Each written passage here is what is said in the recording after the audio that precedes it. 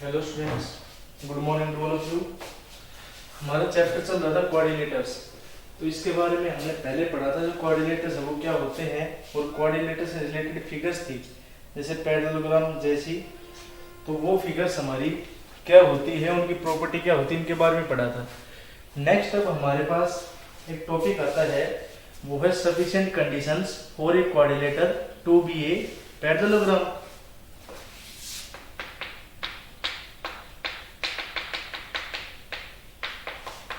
sufficient condition for a quadrilateral to be a parallelogram। यानी कि अगर आपको कोई एक कोऑर्डिनेटर दे दे, ठीक है, और उस कोऑर्डिनेटर को ये बोले कि हमें ये प्रूव करके दिखाना है कि कोऑर्डिनेटर हमारा पैरेललोग्राम है। तो जैसे ट्रायंगल्स में हमने कॉन्ग्रुएंट करने के लिए क्या पढ़ा था कि कोई भी तीन सफिशिएंट कंडीशंस होती है, या तो तीन साइड इक्वल कर दो हमारे दो ट्रायंगल्स की, या दो साइड एक एंगल इक्वल कर दो, या दो एंगल एक साइड इक्वल कर दो। तो उस हिसाब से हमें इसमें भी ये बताना है कि कोई कोऑर्डिनेटर है उसमें सफिशिएंट यानी मिनिमम ऐसी कौन सी कंडीशन हो सकती है जिनको अगर हम प्रूव कर दे तो वो हमारा कोऑर्डिनेटर क्या बन जाए, पैरेललोग्राम बन जाए। तो इसके लिए हमारे पास थ्योरम्स आती है। तो सबसे पहले थ्योरम है इसमें,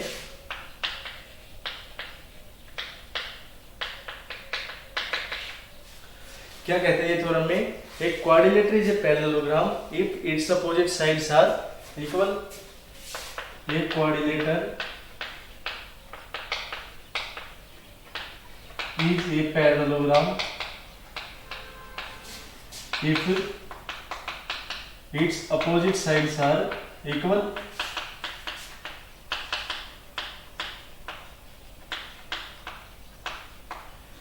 यानी कि कोई एक ऐसा कोऑर्डिनेटर है हमारे पास, अगर उसकी अपोजिट साइड इक्वल हो जाए हमारे पास तो क्या बन जाए कोऑर्डिनेटर, वो एक पैरेललोग्राम बन जाएगा। ये हमें इसमें प्रूव करके दिखाना है। तो हम क्या लेके चलेंगे, सबसे पहले तो गिवन। तो गिवन में क्या लेके चलते हैं, कोऑर्डिनेटर हमारी कोई भी फोर साइडेड फिगर होती है। तो हम कोई फोर साइडेड फिगर ड्रॉ करेंगे, ए बी सी और डी। ये ए बी सी डी हमारा क्या हो जाएगा, A B C D is a coordinator.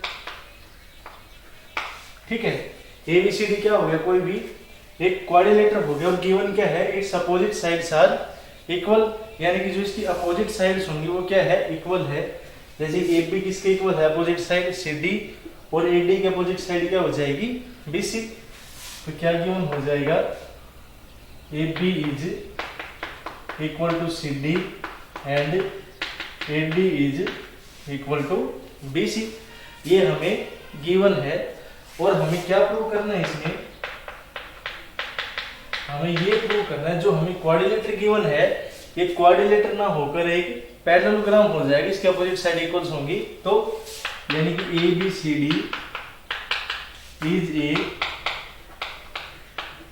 Parallelogram, ये हमें प्रूव करना है। तो इसको प्रूव करने के लिए हम क्या करेंगे, हम इसको दो ट्रायंगल्स में डिवाइड कर लें, और दो ट्रायंगल्स के लिए क्या करेंगे, एक डायगोनल को ज्वाइन कर लेते हैं। यानी कि सबसे पहले तो हम करते हैं ज्वाइन ए टू सी। तो कंस्ट्रक्शन होगी हमारी, वो क्या हो जाएगी, ज्वाइन ए सी। अब ए सी को हमने ज्वाइन कर दिया तो इसके बाद क्या बन जाएगा, हमारे पास दो ट्रायंगल हो जाएगी, एक ट्रायंगल ए सी बी और ए सी डी हो गई दो ट्रायंगल। तो इनको लेके चलेंगे। तो in triangle A C B and triangle A C D, ये दोनों ट्रायंगल हो गई। तो सबसे पहले तो हमारे पास क्या है, A C is equal to C, ये साइड हमारी क्या हो जाएगी, common. A C is equal to A C, ये तो है कॉमन। नेक्स्ट हमारा ए बी किसके इक्वल है, A B is equal to C D, ये हमें गिवन है। तो A B is equal to C D और इसका रीजन लिखेंगे, ये गिवन है। और नेक्स्ट क्या है, AD is equal to BC, AD is equal to BC, ये भी क्या हो जाएगा, गिवन। तो यहां से क्या है, बाई SSS क्राइटेरिया, यानी साइड साइड साइड क्राइटेरिया से क्या हो जाएगा, triangle ACB is congruent to triangle ACD।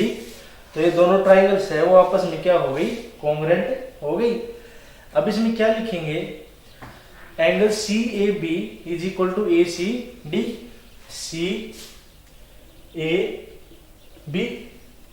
Equal to ACD।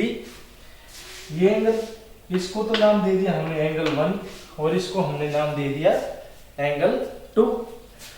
तो angle CAB is equal to angle ACD, और ये किस वजह से हो गए, by CPCT angle 1 equal to angle 2। भाई ये दोनों ट्राइंगल कॉन्ग्रुएंट हो गई, तो CPCT से यानी कि corresponding part of congruent triangle से क्या हो जाएगा, जो हमारा एंगल 1 हो किसके इक्वल हो जाएगा, एंगल 2 के इक्वल हो जाएगा। अब ये दोनों एंगल इक्वल हो गए, नेक्स्ट क्या लिखेंगे, angle ACB is equal to CAD, ACB equal to CAD, इसको नाम दे दिया हमने एंगल 3 और ये हो जाएगा angle 4, and angle 3 is equal to angle 4। तो CPCT से हमारा एंगल 1 एंगल 2 की इक्वल आ गया, और एंगल 3 है किसकी इक्वल आ गया, एंगल 4 के इक्वल आ गया। अब ये जो एंगल है, ये दोनों कैसे एंगल है, हमारे alternate interior angle, but angle 1 and angle 2 are alternate interior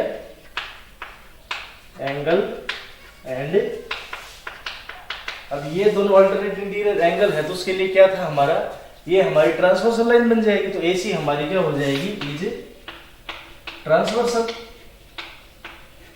ठीक है भाई। एंगल 1 इक्वल टू एंगल 2 हो गया, AC है ये हमारी क्या बन गई, एक ट्रांसवर्सल लाइन बन गई। तो यहां से क्या हो जाएगा, this implies AB is parallel to CD। जो हमने थ्योरम पढ़ी थी पीछे कि अगर parallel line cut by transversal line then alternate angles are equal congruent triangles में। लेकिन उसी के साथ हमने इस थ्योरम के कन्वर्स भी पढ़ा था कि अगर हमारे पास अल्टरनेट एंगल्स इक्वल है और हमारे पास एक ट्रांसवर्सल लाइन है और उस पे अल्टरनेट एंगल्स बन रहे जो हमारी क्या है, इक्वल है, तो जो उनकी कोरस्पॉन्डिंग साइड्स होंगी या कह सकते हैं कोरस्पॉन्डिंग लाइंस होंगी, वो क्या होंगी, हमारी पैरेलल लाइंस हो जाएंगी। तो यहां से क्या होगा, AB is parallel to CD। Next क्या लिखेंगे, also angle 3 and angle 4 are alternate and AC is transversal. भाई एंगल 3 और एंगल 4 है, ये क्या है, ये भी अल्टरनेट है, और AC है ये क्या है, हमारी ट्रांसवर्सल लाइन है। तो यहां से क्या हो जाएगा, AD is parallel to BC।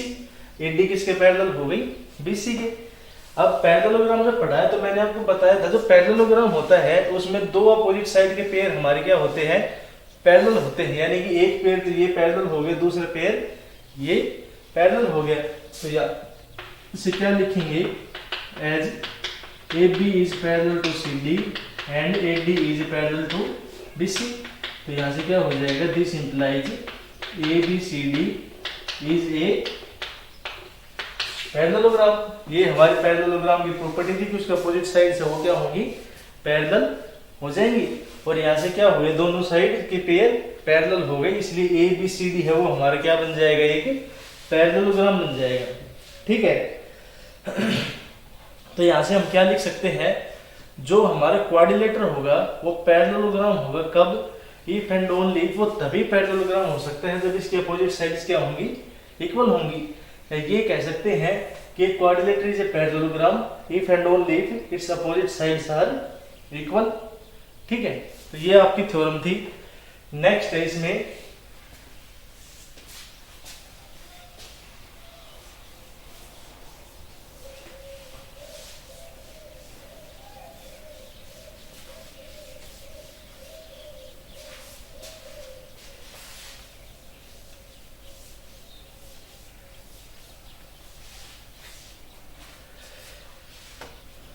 एक quadrilateral is a parallelogram if it's opposite angles are equal. अब यहाँ पर तो हमारे पास साइड इक्वल थी अपोजिट, लेकिन अगर एंगल इक्वल होंगे अपोजिट तो क्या होगा, एक quadrilateral is a parallelogram if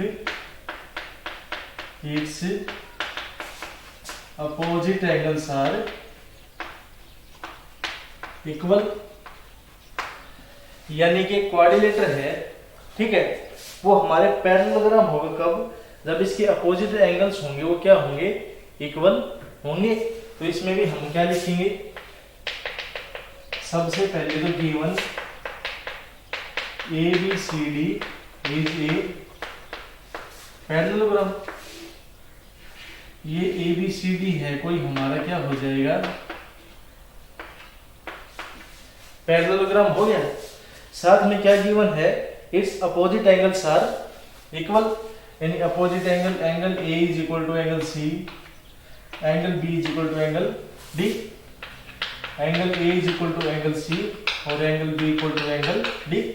तो हमें गिवन है ABCD कोई हमारा क्वाड्रिलेटर है, इसके अपोजिट एंगल्स क्या है, इक्वल है। तो ये क्या होगा, क्या प्रूव करना है इसमें,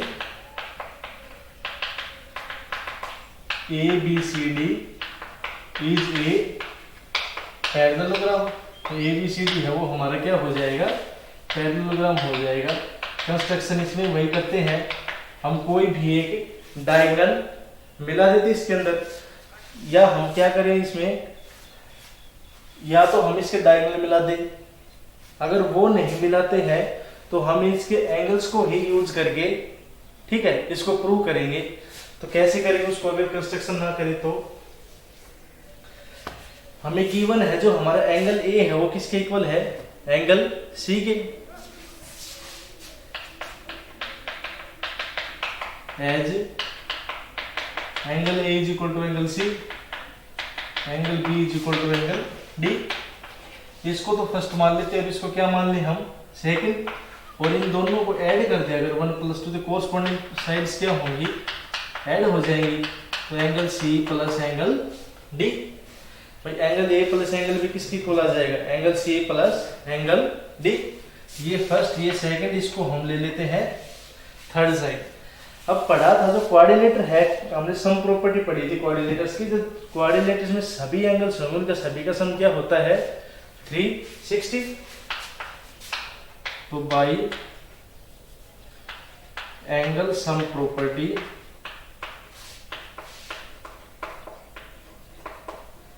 ऑफ क्वाड्रिलेटर, क्वाड्रिलेटर के एंगल सम प्रॉपर्टी से क्या हो जाएगा, angle A plus angle B plus angle C plus angle D is equal to 360 degree. लेकिन ए प्लस बी किसके इक्वल है, angle C plus angle D के। तो angle C plus angle D है, इसकी जगह हम वैल्यू पुट कर देंगे, तो क्या हो जाएगा, angle A plus angle B equal to 360। अब यहां से क्या हो जाएगा, ये twice of angle A plus angle B equal to 360 and angle A plus angle B equal to 180।